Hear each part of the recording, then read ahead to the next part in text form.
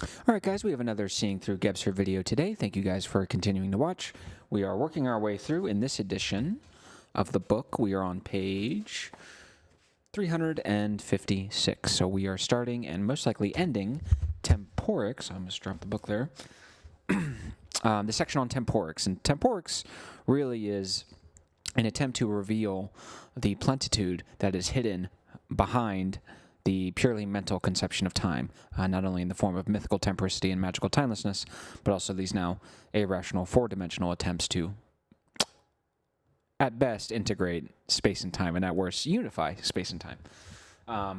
So that's what we're going to be doing. So without further ado, by the way, this will be the last section we have that I think more or less is in the middle end. So whatever you would call the middle ground between the shallow end and the deep end, this is the... say goodbye now. Get used to it. Get all your memories in, because we're not going back in there. We're going into the deep end starting next week. So I'm almost a little nervous. All right. So we have Temporics. Temporics, we'll quote Gebser now. Temporics is the concern with time. Today, this concern is omnipresent. Indeed, it forms the basic concern of our epoch. Everywhere we find attempts to introduce time into our understanding of the world, now that it has been unilaterally spatialized and thus denatured or else completely disregarded. I think it's funny almost, now that I'm thinking about it. Sometimes I think about how difficult this book must have been to write for Gebser, but I think it might have been somewhat easy insofar as when he's looking around, he's thinking, well, what is the fort? What is this new thing? Well, everyone's talking about time. It must be that, right? And to a certain extent, it's very easy. Such temporic attempts are an initial step toward a new, aperspectival world perception. They are an effort to extricate ourselves from mentality, excuse me, that is, from the exclusive validity of quantitative thought, which has become deficient in rationality, and a running start toward achieving diaphaneity. Wherever this running start is successful, and man is able to escape from the compulsion of three-dimensional systemization, he supersedes the mental rational structure in mere conceptual time and transforms the mental rational from a principal component into one which, along with the magic and the mythical, is integrated into diaphaneity. Excuse me. So that's a key point. We're not negating rationality. We are transcending and including. You cannot have integral consciousness without rationality. I don't see how that's possible at all. So no getting around it. Don't ever let the rationalists say, oh, well, you just want to get rid of rationality. Don't ever bite that bullet, ever. It is possible to aid this process by the concept of acategorical elements which, as systases, surpass the mere concept of time. This renders perceptible all the aspects that are merely suggested and scarcely recognized in the mentally reduced concept of time. Excuse me. It would show that time is an ever-present abundance or plentitude, spiritual and not psychic in nature. Repeat for emphasis. It would show that time is an ever-present abundance or plentitude, spiritual and not psychic in nature. Beautiful. Time is a immeasurable, invisible field of energy that integrates the external with the internal, and based on that integration, generates certain things. It could be qualities, it could be latent potentialities, it could be manifestations of physical phenomena, whatever it is. It depends on what section we're talking. Are we talking psychology? Are we talking science? Are we talking chronogeneity? It is perpetually effective. It is an integrating medium. That is what time is. It is an invisible, integrating medium that integrates external spatial worlds with internal potencies, aspects, latencies. And like I said, it generates based on that integration. So beautifully described as an ever-present abundance. There is literally not a moment in your life where time is not active. So it's not something you can master or put up or put down. It's just this invisible energy field that is perpetually effective. Where such temporic attempts fail, however, the conscious activation of time brings about a disruption in accord with its fragmenting nature. The result is that a negative supersession and thus a subsession, in quotes, of the mental consciousness structure. Our temporic epoch is one of transition and reshaping. It is our task to extricate time from its rational distortion. Stated in this way, the problem may sound quite simple, yet the task is one of almost inconceivable difficulty. The solution to this problem has been unconsciously sought for generations, and during the last 2 generations, the effort has taken on increasingly conscious forms. Sorry, I don't know what's up with me right now. The necessity of solving this problem arises from the fact that since the French Revolution, indeed since the Enlightenment, religious ties in the West have been severed. The pervasive modern problem facing us had been consigned by religion to the irrational sphere. Thus from... Excuse me, I am so sorry. I have no idea what's going on with me. Okay. The pervasive modern problem facing us had been consigned by religion to the irrational sphere, thus removing it from the sphere of mental consciousness. Creative omnipotence, eternity, and infinity were unquestioned postulates of faith, and the security of the citizen in his human social sphere relieved him of the need to seek new assurance. So, excuse me. Remember, the mythical temporicity. This was really the first understanding of time. Magic timelessness is exactly that, timelessness. So, with the mythic structure, which is also internally focused, we started to see time. Now, of course, in that we only got a single understanding of time, but as Gebser says, the time problem was wrapped up and tied up in the mythical structure, which is to say, in the structure of irrationality, of myth, and of religion, as evidenced by concepts of omnipotence, eternity, and infinity, which were conditioned by faith. Nowadays, infinity is conditioned by rational thought, but not back in the day. This is some pretty cool stuff here. It was only when the secure world collapsed in the wake of the revolution that the problems emerged, particularly when the inundation by the left, the unconscious collective powers which had been held back for thousands of years, not only threatened the demise of the mental structure, but in fact accelerated this demise to such an extent that the collapse of rationality is today undeniable. It has only gotten worse, my friend. And it is important that we have the courage to describe this demise, not as a demise, but for what it really is, the suicide of Western civilization. So remember, with integral consciousness, it sort of reactivated the magic and mythical structures, which isn't necessarily a bad thing. I would argue it's a good thing. It's a necessary thing, but it becomes a necessarily bad thing when this has happened non-consciously, and because when you do this non-consciously, you inevitably trip up the deficient aspects. So the deficient aspects of the magic structure, as we've already covered, this sort of will to power, to kill so as not to be killed, even though there's no real threat of you being killed, this will to oppress, to enslave, to do all these terrible things, the magical unity, which is this sort of dogmatic, I think the Nazis, no crossing the party line. I think Stalin's generals, I mean, it got to a point where they almost risked destroying the world through Chernobyl, because no one wanted to tell Stalin no, because they knew what would come next. And then, of course, with the mythical structure, it's this sort of irrational dogmatism combined with delusion, because you're think like social media people. They have these images in their head, and the images of reality have become more real than reality itself, and so they become deluded into thinking all these crazy things. So, interesting. And then, of course, combine this with a now deficient rationalism and a non-conscious understanding of an incipient irrationality, which, as we discovered in last week's video, remember, with Petrarch to Da Vinci, it was 150 years, and then with Gauss and Schweikart to Einstein, it was 150 years. So this is the problem. This is actually the subject of my Seeing the World Integrally Part 1 video. This is cool, listeners. From a sociological standpoint, it began with the year 1789, although its preparation dates back to the Renaissance, it being the suicide of the West, of course. So he's saying from sociology, it began with the French Revolution, of course, with 1789.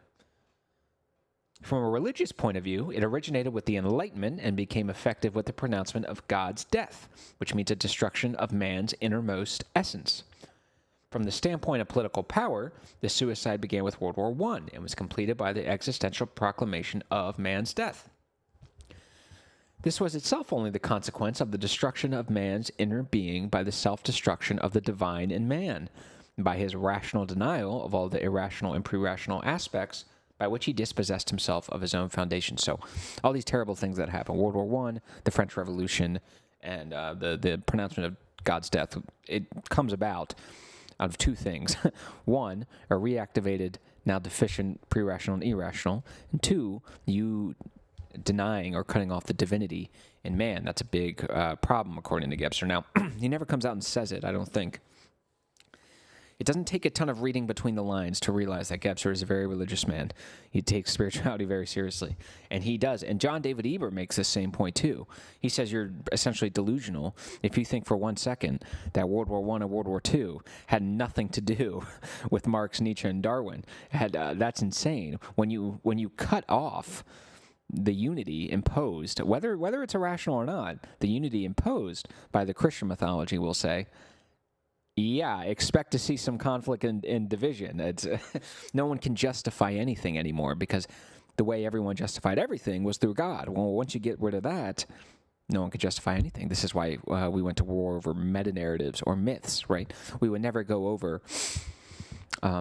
if people were unified into the Christian mythology, say Hitler, right, he would never have gone to war based on the Nazi Aryan myth because that myth would have never existed in the first place. That myth is a product of a preceding division from a preceding unified Christian mythology. Well, if that mythology never gets cut, Hitler never creates this new mythology, and then all these other new mythologies, and then we never fight over them. This isn't to say that, everything religious is great, and there should be some degree of division, don't get me wrong. But, interesting to think about. With this, Europe's... Oh, and that's another thing, of course, with Hitler.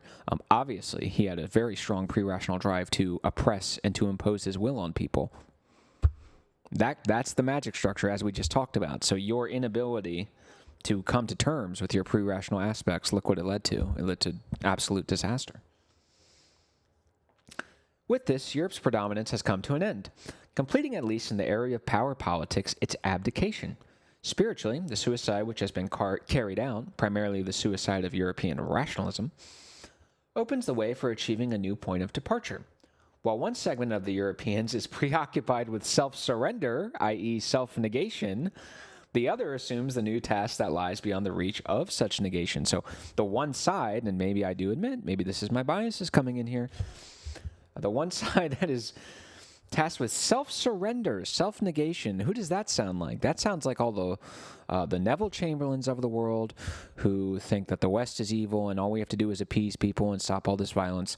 The Jean-Paul Sartres of the world who believe that the West is built upon oppression and evil and that we should give it all up to the third worlders because he's an idiot who hasn't read economics and doesn't understand this isn't a zero-sum game necessarily.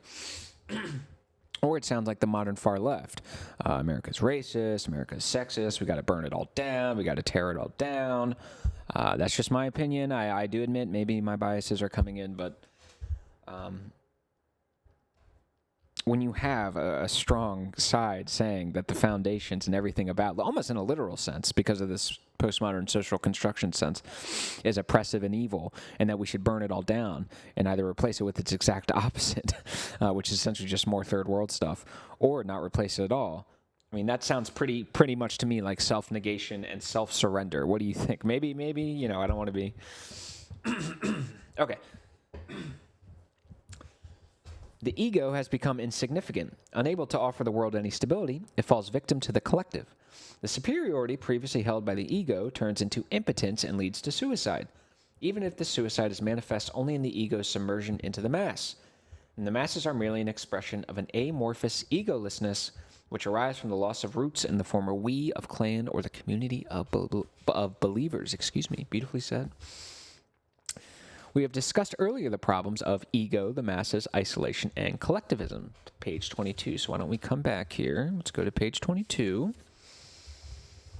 Okay, let's remind ourselves what Gebser said about ego and the masses.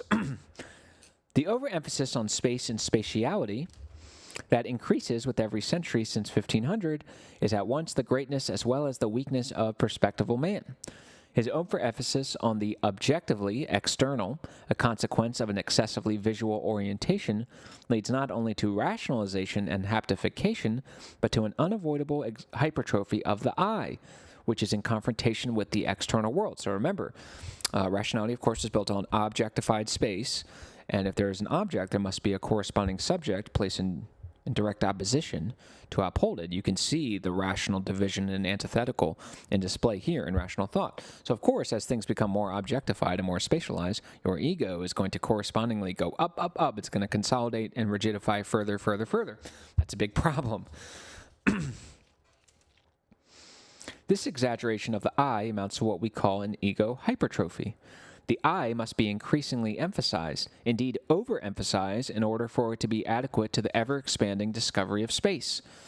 At the same time, the increasing materialization and haptification of space, which confronts the ego, occasions a corresponding rigidification of the ego itself. So as this process happens, it's just a feedback loop. The expansion of space brings on the gradual expansion and consequent disintegration of the I on the one hand, preparing favorable circumstances for collectivism. On the other hand, the haptification of space rigidifies and encapsulates the I, with the resultant possibility of isolation evident in egocentrism. As to the perspectival attitude, it is thus possible to maintain that the domination of space which results from an extreme perspectivization upsets and unbalances the I. In addition, the one-sided emphasis on space, which has its extreme expression in materialism and naturalism, gives rise to an ever greater unconscious feeling of guilt about time, the neglected component of our manifest world. So, interesting, huh? All right, so that was a good refresher. Let's go back. These uncertainties are the present situation, and there is only one liberation possible from this cul-de-sac. It is not the resubmersion of the ego into the anonymity of the masses, hear that, communist, but the supersession of the ego and the masses by achieving the supra-individual anonymity of the itself. So not going back and getting the collectivist anonymity where the ego forfeits itself and in turn forfeits moral responsibility. Now we are transcending, which is to say we're essentially becoming Luke Skywalker. We are abdicating all of our personal ego stuff like desires, self-image, wants, needs, maybe not needs. But instead, now we are doing the a-personal, so without personal. So even if I have a personal beef with Johnny, if Johnny needs my moral help, I'm going to help him anyways because it's not about what Justin personally wants, right? It's about the a-personal. It is about what is good and what stands above the petty ego desires of Justin. So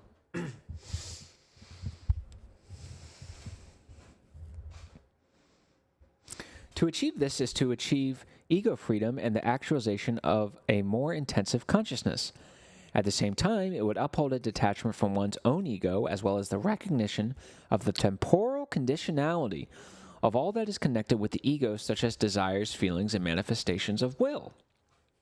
So he seems to be suggesting that everything tied up with the ego, well, everything depends on what moment you ask a person, right? Asking someone at 18, their self-image and all this ego stuff, and then asking a person at 58 the same thing, you're going to get different answers. There's a temporal factor at play here. The apparent alternative of our times, with their schizoid character, either the individual or the mass man, is a pseudo-alternative, valid only for rationalists and existentialists. Irrespective of one's choice, it leads to suicide, either to isolation or collectivization, either to exclusion of the world or to total absorption by the masses. Only the liberation from this alternative and its temporality is a guarantee of survival, and this cannot be achieved without the mutation into time freedom. Let's see. The reader will already have noticed that the basic theme of the new mutation has been described in a variety of terms. This may give rise to a terminological confusion as a result of our habitual ways of thinking. We have described this basic theme as the eruption of time, whereby time was understood as an intensity and quality and included all previous time forms, magic timelessness, mythical temporicity, and mental conceptual time. The theme was also defined as the, quote, awakening or emergence of consciousness, unquote, of the, quote, primordial energy, unquote, which it reflects and recapitulates. And finally, it was identified as time freedom and open time. In a purely rational sense, these concepts are in part mutually exclusive. This is the reason for the apparent confusion of expression. The insecurity evident today has led, particularly in the sciences, to a kind of hypersensitivity. So what he's saying is, remember, all this time, 4D time, irrationality, integral stuff is exactly that, irrational. So it breaks the rules of rationality. So when these people take an exclusively rational viewpoint, they're inevitably going to be confused because it just doesn't make sense. Now, this confusion leads to certain social and academic phenomenon that Gebser is about to describe. The insecurity evident today has led, particularly in the sciences, to a kind of hypersensitivity. Never before has there been so much ado about the quote-unquote methodological and terminological exactness as in recent years. Hello. I cannot tell you how many times I have watched a YouTube debate, apparently between two intelligent people, and 20 minutes in, we are not even past the first hurdle because no one can define anything and everything is being rationalized away. Everything has to be hyper pedantic, hyper specific. And in reality, when we turn off the internet in our brains and we go in the world and someone says, well, what is a grocery store? Everyone has a functional, intuitive understanding of what that means. It's only when we come into these stupid rationalist debates that we take things that everyone knows, even the idiot 60 IQ cousin-loving redneck in Mississippi, and we go, oh, in the name of intellectualism, I'm going to extract all meaning from this through hyper methodological and terminological exactness, even though you're never going to find it. Essentially, you've gone past the qualitative balance from methodological and terminological validness. It's just gone too far. It's ridiculous. Anytime someone does this, by the way, just call them out on it. Just be like, oh, so you're intelligent. You're someone who comments on politics and philosophy, and you don't even understand what the grocery store means. Why should I take... This is like when... I don't want to make this too political, but when people kept saying, well, woke, that doesn't even have a definition. Really? Really? So you're a political commentator. Woke is a term that's been used all the time. You have no understanding of what that means, and yet you expect me to take you seriously on this point? No, I don't. Don't feign ignorance with me, because when you say something like far right, everyone knows what that means, right? Oh, that's never in question. But when you say woke, oh, all of a sudden, when no one knows anything, oh, that's amazing how all these very bright people don't know anything. It's incredible. It is an alarming indication that more and more phenomena which are surfacing today for the first time are threatening to slip through the grasp of an inquiry devoted only to methodology and terminology. The dimension pressing toward mutation cannot be grasped conceptually, that is, three-dimensionally. It can be approached by thought, but never grasped or haptified. For the rationalist, this is a distressing situation. Accordingly, because of his one-sided attitude, the situation is a sufficient reason to regard the phenomena being described as non-existent. Boom, rationalist owned. Yet anyone willing and able to make the leap from the crumbling spatial world will realize that all the quote-unquote determinations we have made are congruent. Perceived irrationally rather than represented rationally, i.e. in dualistic terms, all of the expressions used to describe the theme of the new mutation are an indication of the manifestational forms of pre-timelessness or the original energy that is appearing into our consciousness today as time freedom. Excuse me. The new world reality, which is at the same time also a world unreality, is to a great extent free of causality. Its reality is encompassed by the whole. In rational terms, it appears now as the cause, now as the effect. Although this hampers our understanding, it proportionally increases volition. That's true, by the way. So when you start to do this integral analysis, it can be very difficult to pin down what came first. It's a very, very chicken and egg situation. So take... It just sometimes you can't tell, is it your mindset that's conditioning your pre-rational drives, which is conditioning your story, the story you tell yourself? Is it the misalignment with the story that you're telling yourselves?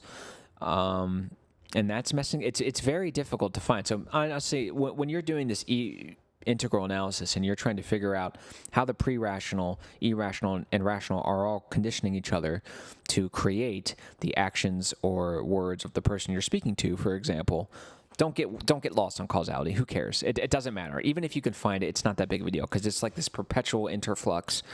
It's very difficult to pin down which one came first. So just attack all of them, as they are. All right. It cannot be too strongly emphasized that the unique plentitude and transparency, diaphaneity, visible in the new mutation touches all phenomena and makes them perceptible. The confusion that could be elicited by the wealth and intensity of the terms we have used to describe the theme of the mutation is all the more comprehensible, excuse me, since it is not restricted to what is conceivable to the mental consciousness.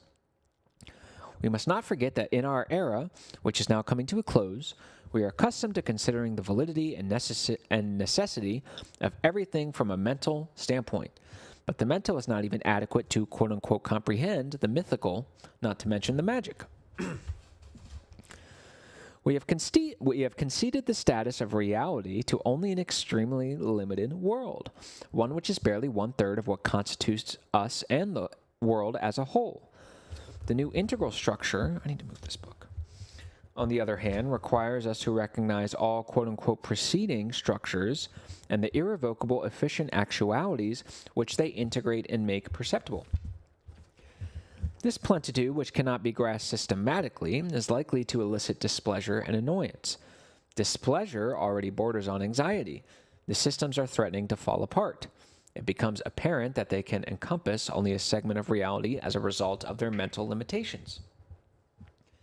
They can only encompass the palpable, spatially delimited part, whereas systases open up all of the structures. So when you have a bunch of systems that are built exclusively on a 3D spatial way of doing things, and all of a sudden, everyone is not just integrating space, but the spaceless in the form of the mythical and magical structures, as well as this new space-time understanding and rendering transparent. Well, unfortunately, all these systems are going to fall apart, and that, of course, is going to lead to a sort of rationalist dissatisfaction combined with their anxiety. This is why they're all angry all the time.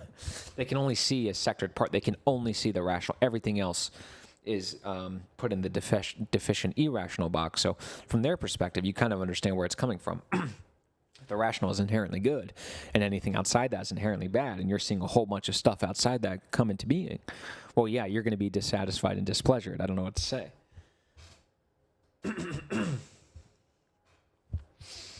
For this reason, systatic attempts are today indispensable, for without them, even the systems would fall apart. Temporics is an expression of the systatic endeavors to bring to consciousness the abundance and freedom concealed quote-unquote behind the concept of time as they relate to all structures in all areas of our entire reality. It's kind of like we said earlier. Temporics is an attempt to reveal magic timelessness, mythical temporicity, mental time, and 4D irrational space-time. Time as an intensity. The most conspicuous temporic manifestation is without a doubt the time anxiety of our epoch. It is the obvious indication that the time problem is demanding for us its resolution. It is always revealing to note the source of a person's or an epoch's anxiety. The object of anxiety is invariably the task or obligation placed on our consciousness. So if you're feeling anxious about something, that's exactly what you need to direct yourself towards. I know it's painful, trust me. Trust me, I have been there. I know it's painful, but it's also painful to ignore it and let it grow bigger and destroy you. Every form of anxiety directed at an object is primarily a psychic problem. We spoke earlier of anxiety as such. Here we must discuss further object-related anxiety, in this instance, time-related anxiety. Excuse me, I'm tired. Whatever evokes anxiety in us does so because it overwhelms us. Anxiety may be evoked by new and unknown situations which we are not equal to, or by phenomena we are facing for the first time which suddenly come to the fore. Beautiful way. Isn't it just the way it's so simple, yet so beautiful. The time anxiety of our transitional era is evidence of the fact that we have been overwhelmed by the time problem and are not able to confront it, and that we have not realized it or become conscious of it. And until we recognize it, the new content of our awareness will continue to vex us and cause our anxiety. So until we get time as an intensity, time as an integral medium, it will continue to lead us off the cliff because it will necessarily engender an anxiety, and once integrated, that anxiety is bound to activate other negative aspects of our internal constitution, and then once that happens, that will be externalized, and then we're screwed. There are various ways to react to a situation of anxiety. If we remain in a state of impotence brought on by the overpowering of the object or phenomenon causing our anxiety, we fall into resignation and surrender of self. This form of self-abnegation is quite frequent today. Another reaction to the overwhelming situation is to respond with a display of one's own might, that is, an attempt to gain power over the phenomenon which causes our anxiety, probably a more honorable attempt. This is a magic response carried out with the aid of abstraction. Brilliant. Let's talk about that for a second. So what he says, another reaction is to respond with the display of one's own might, that is, an attempt to gain power over the phenomena which causes our anxiety. This displaying of might in an attempt to gain power is the exact same attempting to gain power through action and might that was done in the magic structure with rituals and rites. It is the exact same thing. Anytime you're trying to gain power over something, that's magic structure. Now, of course, this is aided by abstraction. It's very difficult to do this in an exclusively magic structure when that's timeless. So now that we're not in a structure that's timeless, and of course in the mental structure it's just the purely mental time. Unfortunately, we can't rely on that timelessness, so we have to use abstraction as an aid. The object of anxiety is seemingly divested of its power by being separated and isolated, and in a sense, placed out of the way into the vacuum of a bell jar. Of course, this is not a genuine solution, but merely the postponement of the problem, a rationalist trick. Although isolated, the problem remains unsolved and virulent. The kind of response with respect to time has been in vogue ever since time became an abstract quantity, a mere rational concept of measurement. The person tortured and overwhelmed by anxiety uses abstraction to deal with an object or phenomenon causing the anxiety in order to distance himself as far as possible from it. Interesting. Abstraction, pull this back a little bit. Abstraction as such is a magic procedure, a way of ruling the world. This statement, interesting. So abstraction in gaining power over the object that causes anxiety through separation, isolation is magical. Why is it magical? Because remember, the preceding discovery of the magic structure was external. It would be the magical world, essentially, nature, essentially. Where in the mental structure, of course, it's objectified space. There's a connection between the magic and the mental structure, just as there is a connection between the mythical and the integral. In the latter's case, both are internally focused and related to time. So any abstraction, which obviously is the domain of philosophy, you guys are working on the magic structure, all right? The magic pre-rational drive to impose your will on it for the sake of reducing the anxiety that it causes you.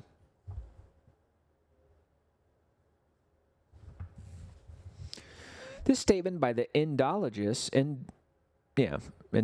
Herbert Gunther, which coincides with our own exposition of magic and its relationship to rationality, is further elaborated by a quotation which Gunther makes from Carl Jung. Quote, "The person who abstracts finds himself in a terrifyingly animated world which seeks to overpower and crush him." So the reason why he's abstracting is exactly that. It's overwhelming. Everything is animated. We separate it, render it static, isolate it, and this is a way of divesting it of its power over us. Magic structure, baby. Thus, abstraction, too, is just a form of capitulation and only seeming mastery of the problem. Above all, the solution does not depend on control, but on supersession. To achieve this, or, with specific reference to our problem, to surpass the anxiety of time, which is tantamount to a temporic attempt, we must realize that time anxiety, too, is a projection. Ever since the Renaissance, quote-unquote, time has been pressing toward consciousness, toward time freedom. It gradually emerges in the foreground as a central problem, although, as is always the case, man failed to notice the full extent of the complex which was pressing toward consciousness. Once he takes notice of it, the demand and task of the awakening of consciousness is achieved. In other words, the overwhelming power of time in us, the overwhelming power of time in us, our full preparatory predisposition towards time freedom, is projected into the phenomenon which in our representational world corresponds to the inner complex. The energy of time freedom flares up into the consciousness as an overwhelming power of time. Consequently, as long as the awakening of consciousness is not achieved, the result is time anxiety as well as time abstraction. Both are transitory immediate stages taking place within the intensification of consciousness and the confusing temporic manifestations of the new mutation. Excuse me. So essentially, the integral structure and its focus on time is an energy, and it is an energy that is intense, that is vital, and that threatens to overpower us for the reasons we've discussed earlier. This concretion can only be achieved if we retract our projection of time. Time anxiety, in other words, turns into time supersession and time abstraction into time concretion whenever we consciously realize the forces surging toward awareness and achieve time freedom by our awareness of differing forms of time. Therein lies to a great extent the new task. The endeavors devoted to this task are what we define as temporics. Temporic endeavors play a role in the most diverse forms in the most diverse areas in the most varied guises. All right, I'm going to skip ahead a little bit. The striving toward integrality, indeed toward the whole, the striving toward transparency, toward the supersession of systematics by the conscious perception in truth of the source and form of intensive, energic, motoric, dynamic, vital, psychic, and similar elements, all of these numerous strivings are indicators of the new mutation. The result they have effected are the initial manifestations of the aperspectival world. So anytime you see someone striving toward integrality, toward the whole, toward removing yourself from the strictly perspectively rigid space, so even things like Ernest Mach with his focusing on energy, that's very important. If you see things like that, this is an attempt at trying to awaken or achieve or render transparent this integral whole that we live in. Let me see, where do I want to start here? What we have called here temporics reveals the basic concern of our transitional period, a coming to grips with all of the temporal forms so far achieved by consciousness. It's just beautifully the way he sums it up, okay? I'm going to repeat for emphasis. What we have called temporics reveals the basic concern of our transitional period. So the basic concern of our epoch is what, Gebser? It is a coming to grips with all of the temporal forms so far achieved by consciousness. Beautiful. There is not a single area of contemporary life where this coming to terms is not occurring. The entire process is so complex that our time anxiety is only too understandable. The intensity of consciousness is not yet adequate to the entire mutational process.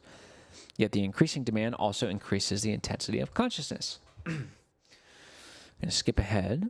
So he says, anyone who strives to avoid the blandishments of the magic capacity for unification, endeavors to escape the delusions of the psychic sphere, and has recognized the dubious security provided by the rational systems, yet remains cognizant of the aid offered by all these areas, may be entitled to take the further decisive step. That is you guys. You guys have, thanks you to Gebser, have awakened, okay? So you are recognizing the deficient aspects of the structures, as he said. So with the magic, it would be the magic capacity for unification, all the, I guess if you want to call it psychological and maybe political benefits of that, if you want to call it that.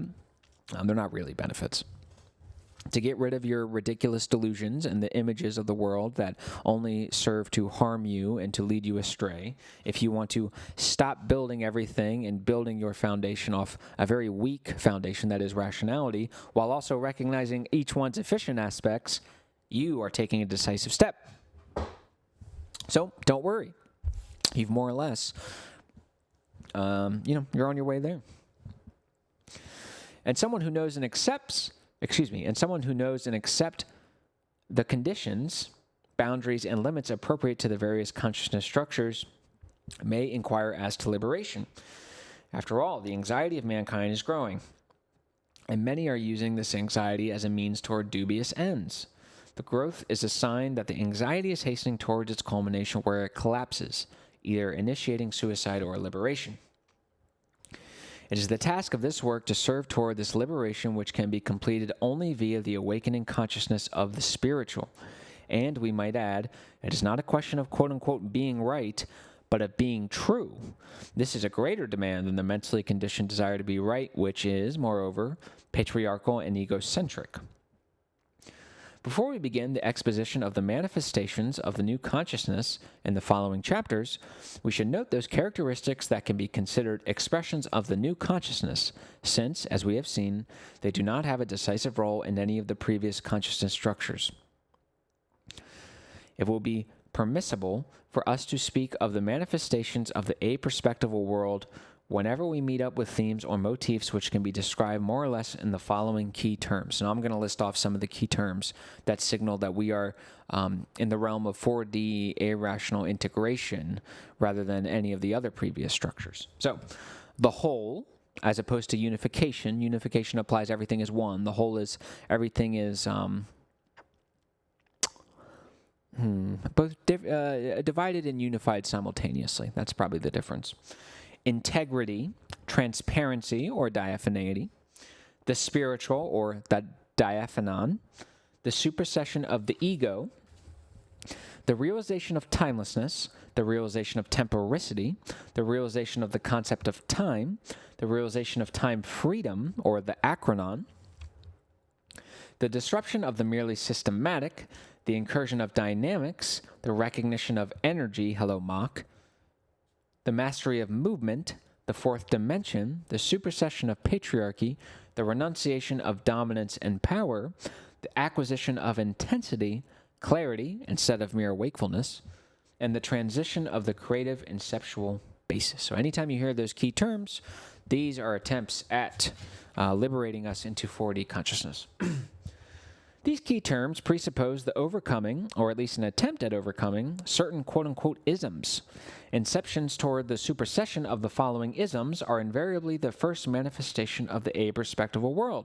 So, in trying to awaken integral consciousness, we are going to be superseding these isms that Gebser is about to list out. These isms belong to the 3D mental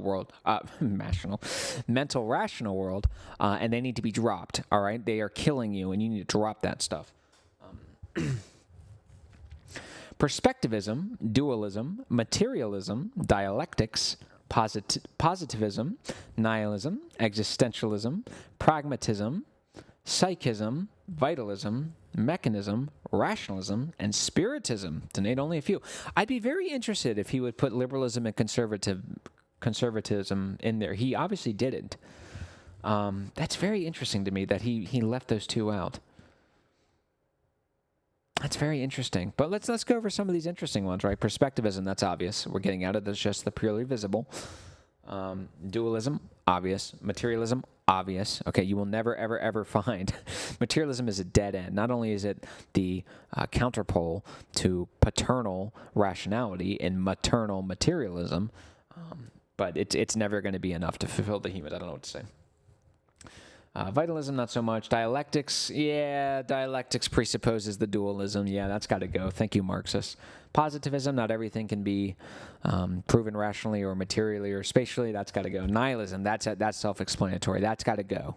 That is nonsense. The world is bursting with meaning, and you can know things. It's okay. All right? That you cannot know with perfect godlike precision every single thing does not mean you cannot know things. Everything gets... makes more sense when you bring us back to the human. Okay, come back from the clouds. We're humans on Earth. We're going to employ a reasonable threshold or standard for knowledge, not this nonsense. Existentialism got to go. Pragmatism got to go. Yeah, obviously rationalism. So, interesting. This, of course, assumes that the irrational is not being mistaken for the irrational or possibly even for the pre-rational, and we would therefore make particular reference to our remarks in this regard in Part 1. Herewith, we have laid the foundations for an understanding of the aperspectival phenomena. Systasis and syneresis complete, pervade, and bring together what is not three-dimensionally comprehensible. Temporics, as a systatic concept, renders perceptible the contents and intensities which are here at stake. With this, we can now turn to the manifestations of the aperspectival world, where we're going to be getting into the natural sciences, mathematics, and physics. So what we're going to be doing for the rest of the series, I think, at least for the next part, is we're going to be recognizing and rendering transparent irrational manifestations while also using our rational faculties, which paradoxically both cannot understand irrationality, but is also the thing that is needed to properly integrate these irrational manifestations into our psyche and into our lived experience. So, love you guys. Thank you guys so much. Next week, bring your thinking hats because we will be getting into it. I will see you then, and I love you. Thank you guys.